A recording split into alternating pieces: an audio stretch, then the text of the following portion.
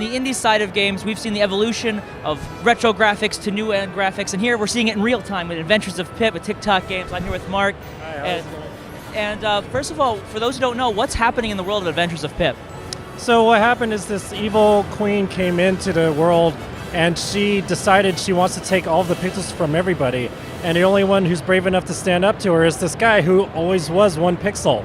So with that in mind, you start your adventure as a single pixel and you go out and you learn the ability to absorb pixels from your enemies.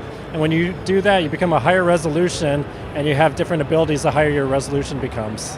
Yeah, and can you help elaborate on what some of those differences can be between them? So what we did is we have 3 different types of characters. When you're a single pixel, you're very light.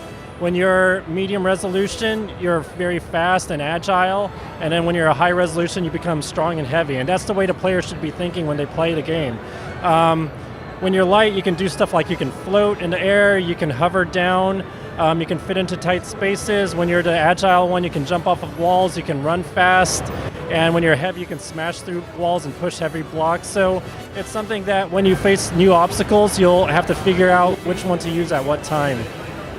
Now Pip has the ability to jump from one pixel to a high resolution sprite. Is that going to happen as well with enemies? Will they start at lower res, or are they all going to start up at a higher resolution? They do start off lower res, and then as you get harder levels, it becomes higher resolution. Same for the environments. They start off pretty blocky, and then they get higher and higher resolution as you get along.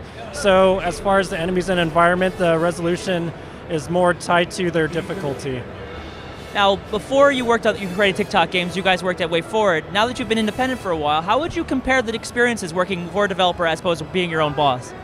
Well, doing our own original IP it's a lot of work. It's a matter of where do you tell yourself when to stop.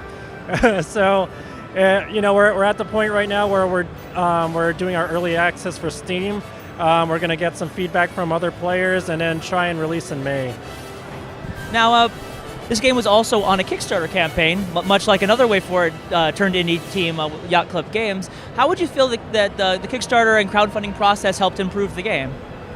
It's good to get feedback from other people, especially on how to do a Kickstarter. It was great getting feedback from Yacht Club on how they did theirs, and so we got a lot of information.